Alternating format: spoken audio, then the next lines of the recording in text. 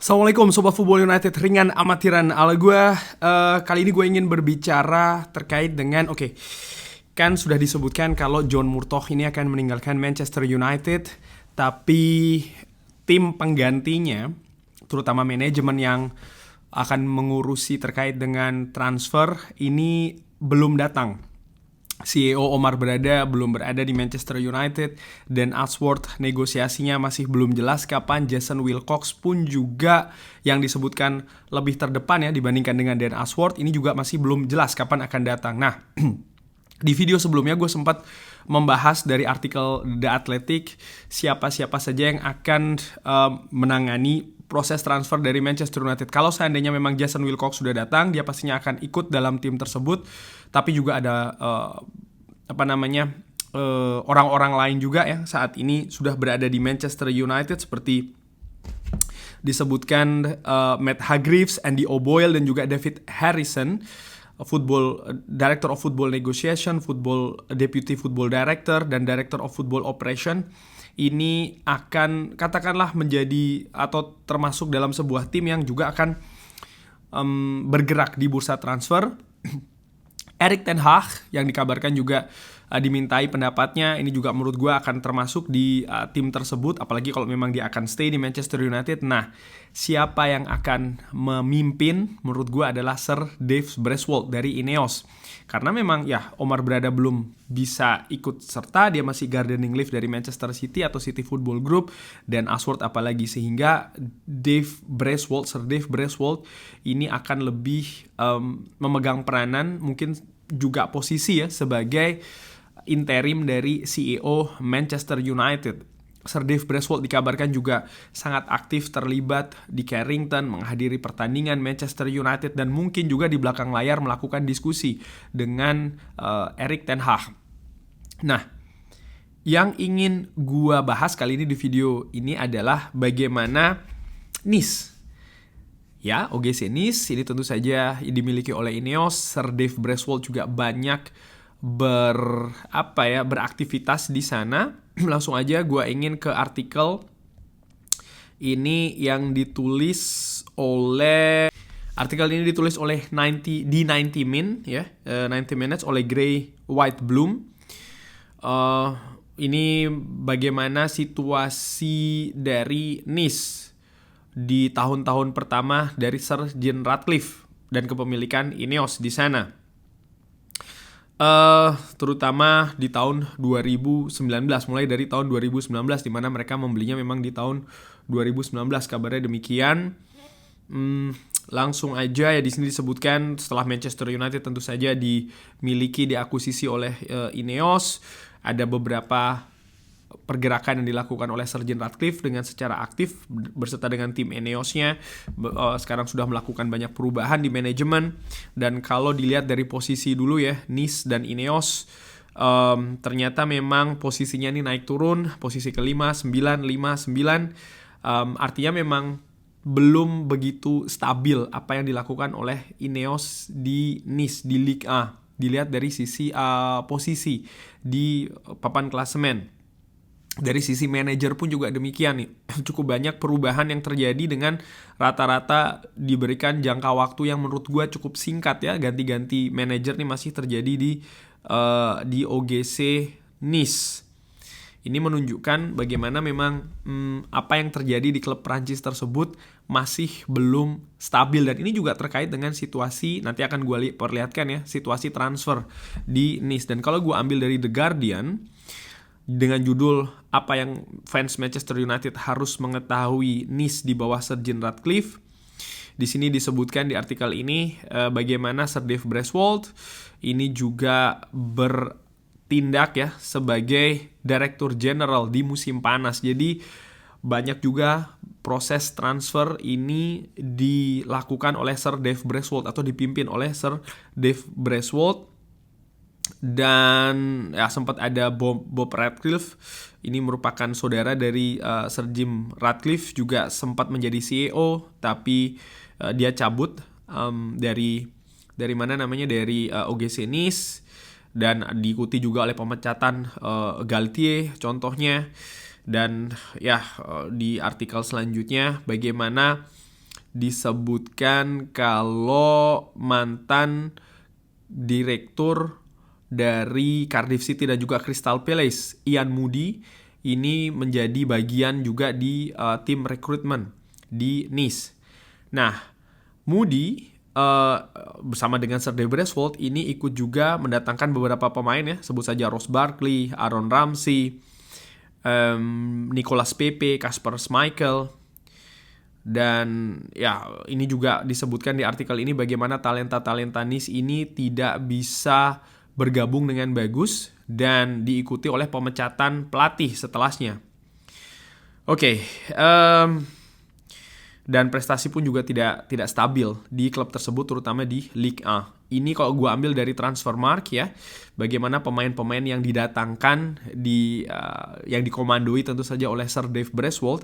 Ada Kasper Schmeichel, ada Aaron Ramsey, Nicolas Pepe, Ross Barkley, Kasper Dolberg juga, yang ternyata tidak bisa mengangkat prestasi dari OGC Nice. Bahkan beberapa pemain yang tadi disebutkan itu sudah tidak berada lagi kan di OGC Nice. Artinya juga tidak ada kesinambungan yang jelas, strategi yang jelas ketika mendatangkan pemain-pemain tersebut. Seperti kita ketahui, Sir Dave Braithwaite ini sukses bersama dengan tim sepeda British Cycling ya kan. Sehingga kalau dari situ gue menilai oke, dia memang mungkin bukan yang spesifik di sepak bola, tapi secara khusus di olahraga. Sementara sepak bola menurut gue ini punya kecenderungan yang berbeda. Mungkin di balapan sepeda, hal-hal detail, statistik-statistik yang mungkin angka-angka yang lebih detail juga, ini memegang peranan yang bagus, yang besar maksud gue. Sementara di sepak bola mungkin culture ataupun pendekatannya ini agak sedikit berbeda ya. Ada juga terkait dengan teknis dan non-teknis, paling tidak dari dua faktor itu saja ini turunannya sangat besar sekali. Nah, dari hal yang gue sebutkan tadi, ini memberikan kekhawatiran di bursa musim panas nanti, di mana untuk pertama kali setelah 11-10 tahun terakhir, Glazer tidak akan terlalu berpengaruh di sana karena orang-orangnya tidak akan banyak berperan di pergerakan di bursa transfer, tapi lebih ke orang-orang dari Ineos yang sayangnya menurut gua dilihat dari pergerakan di OGC Nice ini tidak begitu sukses. Ini memberikan kekhawatiran kepada gua karena tentu saja banyak pengharapan ya dari fans Manchester United juga termasuk gua, bagaimana pergerakan di bursa musim panas nanti ini bisa menjadi awal yang baik bagi Manchester United. Orang-orang yang terbaik di kelasnya, di manajemen sudah dikontak oleh klub, bahkan sudah diproses, tapi belum mulai bekerja. Sekali lagi, Omar Berada dan Ashworth, Jason Wilcox belum mulai bekerja. Diperkirakan demikian. Ketika mereka sudah mulai bekerja, menurut gua situasinya mungkin akan lebih baik, lebih ringan lagi. Tapi itu paling tidak baru akan terjadi di bursa transfer musim dingin atau bursa transfer musim panas tahun depan. Nah, apa yang akan terjadi di bursa musim panas nanti menurut gua, dilihat dari apa yang tadi gua sampaikan ya, ini betul-betul memberikan semacam kayak misteri, situasi 50-50. Kita tahu bagaimana peran dari Erik ten Hag akan dikurangi, itu sudah banyak dikabarkan. Dan kalau gua melihat apa yang terjadi di bursa musim panas tahun lalu ataupun tahun sebelumnya, ada rekomendasi yang dilakukan oleh Erik ten Hag yang dieksekusi oleh manajemen yang menurut gua ternyata juga tidak bisa secara menyeluruh, baik itu mendatangkan target yang diharapkan maupun juga datang dengan situasi yang tepat, harga yang tepat. Dan menurut gua ini nampaknya masih belum bisa diperbaiki sepenuhnya di musim panas nanti. Artinya apa? Artinya ada perkiraan ya menurut gua. Nomor satu adalah mungkin tidak akan secara drastis, tidak akan terlalu banyak pemain-pemain baru yang didatangkan oleh Sir Dave Braithwaite. Tentu saja dia akan melakukan komunikasi dengan tim kepelatihan Manchester United saat ini, karena kalau tidak melakukannya menurut gue ini bukan langkah yang pintar, bukan langkah yang cerdik ya. Tapi bagaimana pemenuhan terkait dengan rekomendasi ini juga akan banyak ditentukan oleh situasi-situasi lain, contohnya finansial ya. Lalu juga bagaimana Sir Dave Braithwaite mungkin juga masih akan menantikan kedatangan dari Omar Berada dan Ashworth, Jason Wilcox. Lalu ada konsultasi yang akan mempertemukan antara tim pelatih dengan tim manajemen yang belum bisa terjadi menurut gue di musim panas nanti. Sehingga bisa jadi memang pergerakan di musim panas Manchester United masih akan sangat terbatas. Dan ini juga berarti apa? Ini berarti ya kalau seandainya memang Erik ten Hag masih berada di Manchester United, ya dia harus banyak tetap mengandalkan squad yang sudah ada di Manchester United. Dan gue harapkan kalau memang itu yang terjadi, staff medis dari Manchester United ini sudah bisa diperbaiki. Itu kemungkinan. Kemungkinan lainnya adalah kalau seandainya, sekali lagi seandainya, Erik ten Hag dipecat oleh Manchester United, lalu Manchester United mendatangkan pelatih baru, ini situasinya akan lebih runyam lagi. Kenapa? Ketika pelatih itu baru datang ya, dia harus bisa satu, memetakan squad yang ada saat ini dengan keperluannya. Di mana tentu saja ini tantangan besar ya, dia harus menyesuaikan dengan situasi skuad saat ini, formula apa yang ingin dia bangun di Manchester United, ditambah ketika pelatih baru itu datang, dia tidak bisa leluasa bergerak di bursa musim panas. Kenapa? Tadi gue perkirakan situasinya mungkin masih akan sangat terbatas. Gue prediksi Sir Dave Braithwaite mungkin tidak akan secara jor-joran ya, karena ya melihat apa yang terjadi di OGC Nice contohnya yang ternyata tidak terlalu sukses juga transfer yang dikomandoi oleh Sir Dave Braithwaite, ini membuat dia nampaknya memang masih harus menunggu dulu manajemen ini komplit. Mungkin baru bisa terjadi agak sedikit besar-besaran mungkin atau lebih banyak ya transfer terjadi di bursa musim dingin, di mana itu juga menurut gue peluangnya tidak bagus, tidak besar. Kenapa?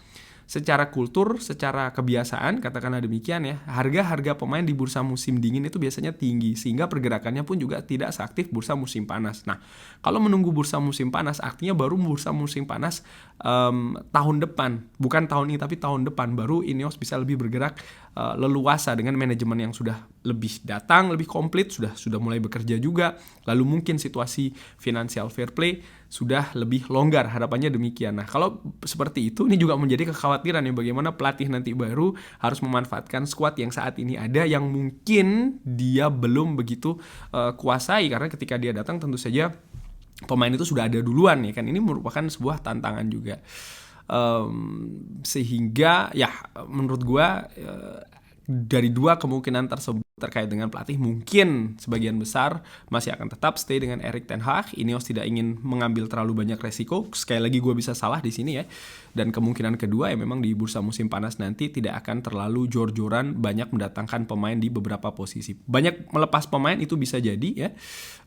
Tapi menurut gue masih juga dengan situasi yang terbatas. Terbatas artinya diprioritaskan memang pemain yang kontraknya selesai tidak diperpanjang, lalu juga pemain-pemain yang sudah dipinjamkan dengan proyeksi memang akhirnya akan dijual, yang saat ini pun juga pemain-pemain tersebut sudah tidak berada di skuad Manchester United lagi. Kurang lebih demikian ya, ini sekaligus juga memberikan prediksi dan juga situasi apa yang akan terjadi di bursa musim panas nanti. Bagaimana menurut Sobat Football United? Seperti biasa gue juga bisa salah, tapi bagaimana menurut Sobat Football United? Ada perkiraan lainnya bisa drop di kolom komen. Terima kasih sudah menyaksikan, jangan lupa like, subscribe. Wassalamualaikum warahmatullahi wabarakatuh. Thank you.